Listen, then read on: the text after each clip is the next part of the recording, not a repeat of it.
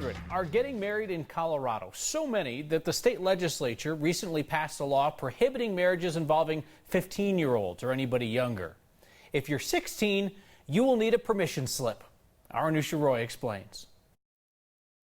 Before you think this doesn't happen here, here's what a Colorado woman wrote to lawmakers. She got permission to marry at 16 to her first husband, who was 19 and abusive.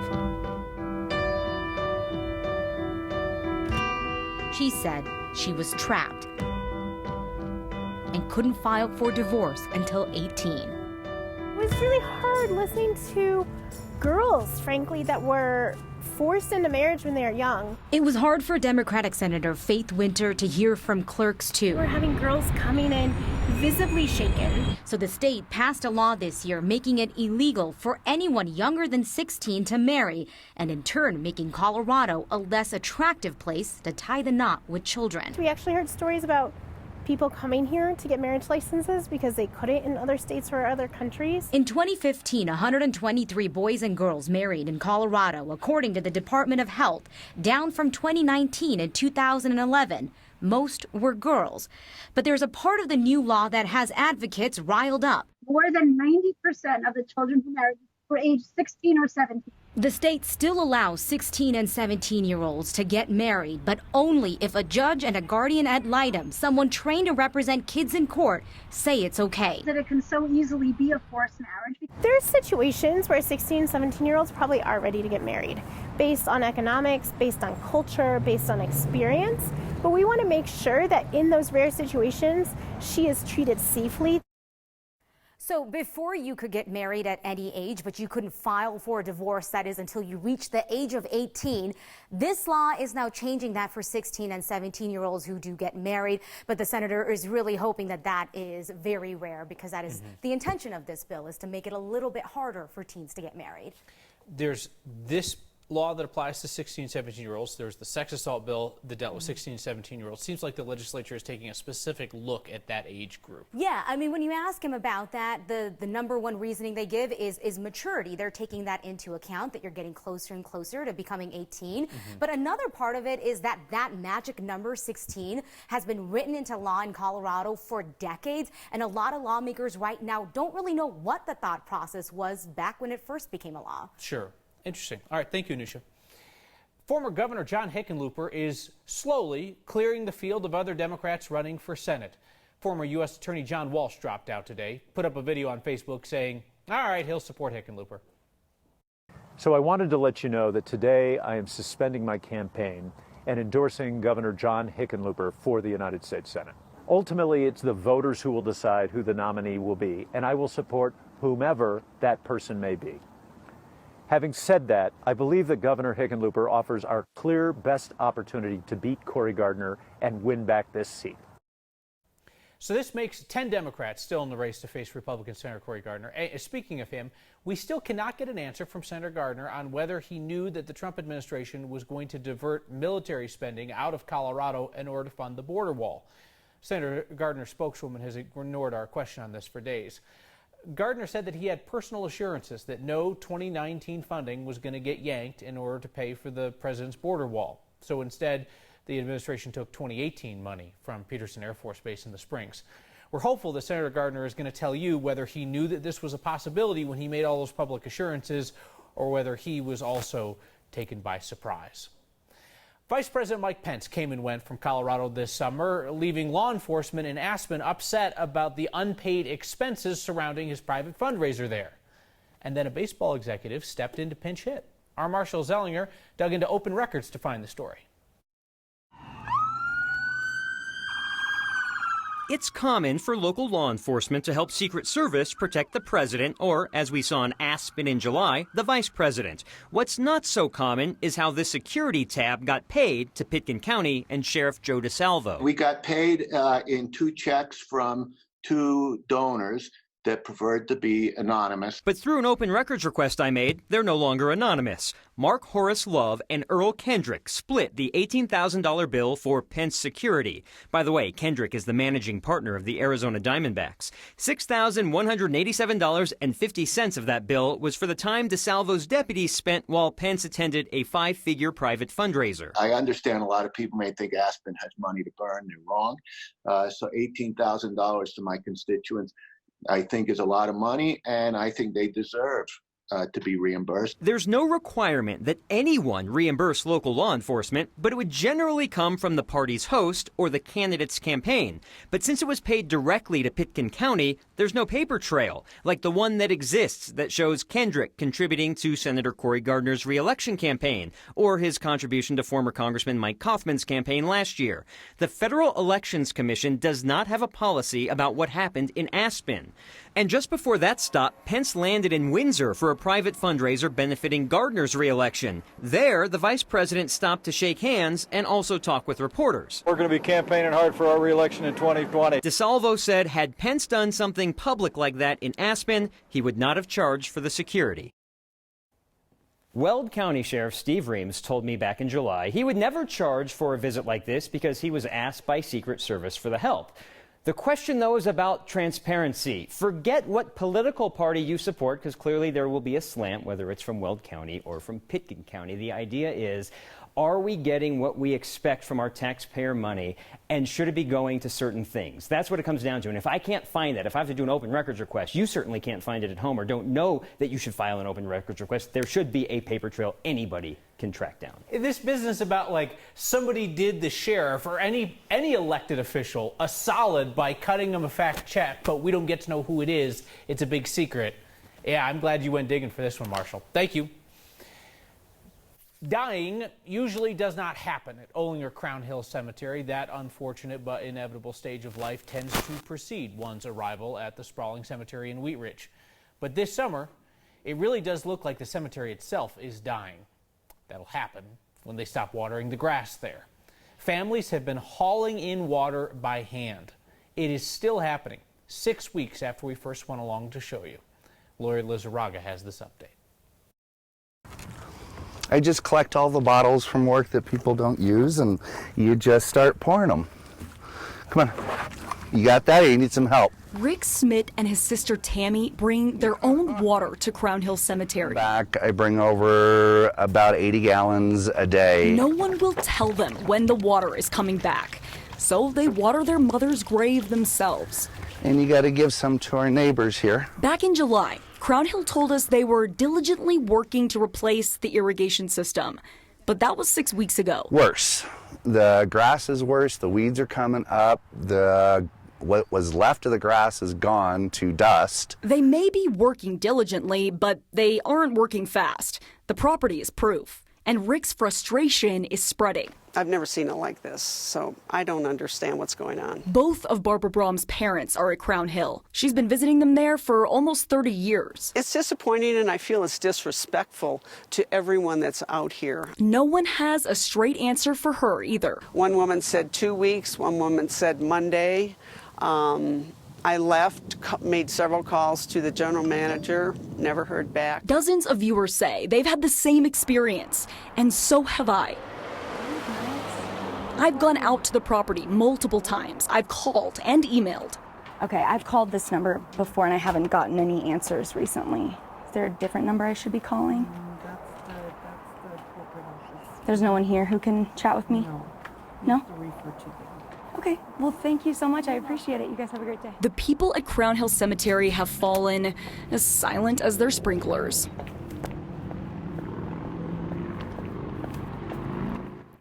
On a few visits, I've been told by groundskeepers that they are working on the irrigation system. Barb said they told her they're going to be running sprinklers every day until mid-October. Now, I've been there and I haven't seen sprinklers running every day, but I did see them running today. I don't know anything about the timeline on the irrigation system because, Kyle, as you know, they won't call me back. It really is something, Lori, when we were able to get the drone up there and you can see all 240 acres. That really puts it into context. And of course, you know, if you're trying to replace an irrigation system for what, 240 acres? I mean, it's got to cost a lot of money, but I think these people deserve some green grass. Or at least some answers about timelines and so forth. All right, Laura, thank you so much. Tomorrow, for the first time, there will be Coloradans who are old enough to be eligible to become firefighters who were born after the September 11th terror attacks. 18 years have passed. No 9/11 passes in Colorado without the 110-story climb at Red Rocks. Firefighters and civilians side by side making that loop 9 times, representing the 110 stories of stairs climbed by the World Trade Center rescuers.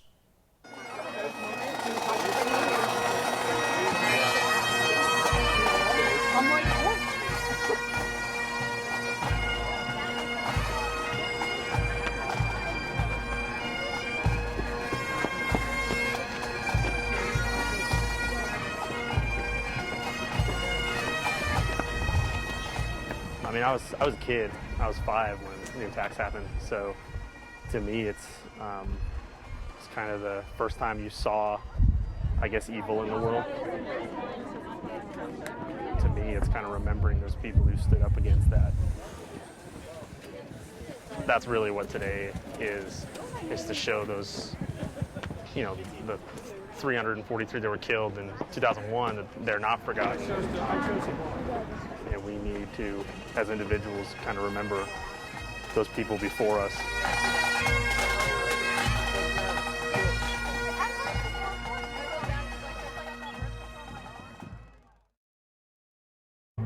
Each year we say remember 9/11, and each year there are more Americans who can't. The students in my class are 5 or 6 years old. They were not alive during September 11th. A look at the lessons they're learning today. Bad things do happen sometimes, and it's what we do after that and how we come together to support each other after that. And that's something they can relate to. Mountain bikers and hikers sharing trails can be dangerous, or at least frustrating. Yeah, but bike-only trails are few and far between. We'll take you to a place trying to give them space. Next.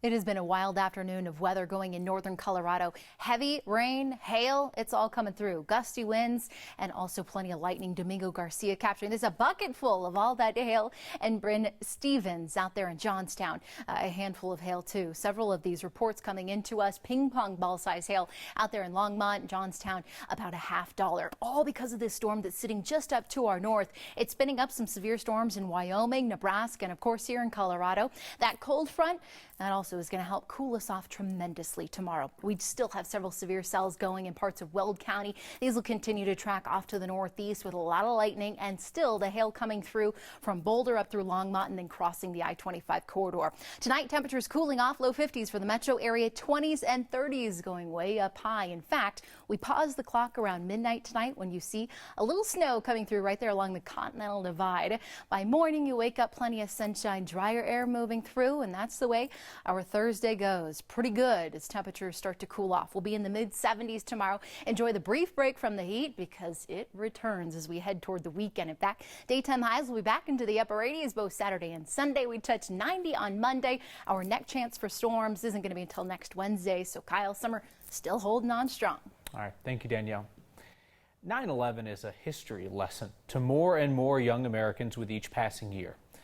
And I appreciate that the teachers at Centennial Elementary in Broomfield were willing to share how they approached today's lesson plan. They could tell it was something important to me and that it hit my heart. And then I think then they realized too, like, oh, they opened their hearts. My name is Tanya Dean and I teach 4th grade at Centennial Elementary School in Broomfield, Colorado. My name is Stephanie Klass and I teach 1st grade at Centennial Elementary. We want to acknowledge the day as an important day for our country, and instead of focusing on the terrible things that happen, we want them to learn about the people in their community who are here to help, our local heroes. My learning, we start with just some background information, just kind of about the event. I kind of focus more on the human spirit afterwards, how we pulled together as a country and how in times of need or despair that it's important that we stand up for each other and that we support each other. And I think that they have some important people that stand up for them and that have helped them. And I think it's important for them to know that sorry, even though they don't have a whole lot, that they can still give compassion and support. So that's the lesson that I try to teach. I would suggest to students that they talk about it with their families, so their families can use their judgment on how much they really want to share with the young students. I think these kids are old enough, they're at that age where they're starting to develop that sense of what's right and what's wrong. So I think fourth graders can handle some of and begin to understand some of the devastation that happened. You know, bad things do happen sometimes, and it's what we do after that and how we come together to support each other after that. And that's something they can relate to. 18 years. It's been 18 years since Sandy Dahl lost her husband, Jason. 7 years since Colorado lost Sandy. The wife of the pilot of Flight 93 dedicated her life following 9/11 to remembering those heroes who fought back to take her husband's plane under control and to provide trauma support services to children who go through a crisis, like losing a parent. Sandy passed away at the age of 52 in 2012. One line attributed to Sandy Dahl is shared again and again each year on this day. If we learn nothing else from this tragedy, she said, we learn that life is short and there is no time for hate. Sandy Dahl's words invite us each to examine our own lives through the lens of her loss. For each of us to consider what we choose to do with this gift of life. My realization this morning was that September 11th, 2001 marks the midpoint of my years, 18 years before, 18 years after. 18 years of continued life for which I am often insufficiently grateful. Sandy Dahl used the 7 years of life that she had following the loss of her husband to inspire and to assist others. Her words remind us to use our gifts wisely, first and foremost, that gift of life.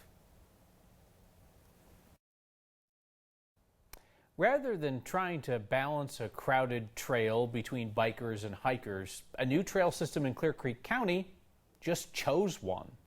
Our Mike Grady went up there with his camera and his bike. Welcome to Narnia. It's purpose-built downhill bike only. It's not repurposed or redesignated. It was built from scratch for bikes for downhill.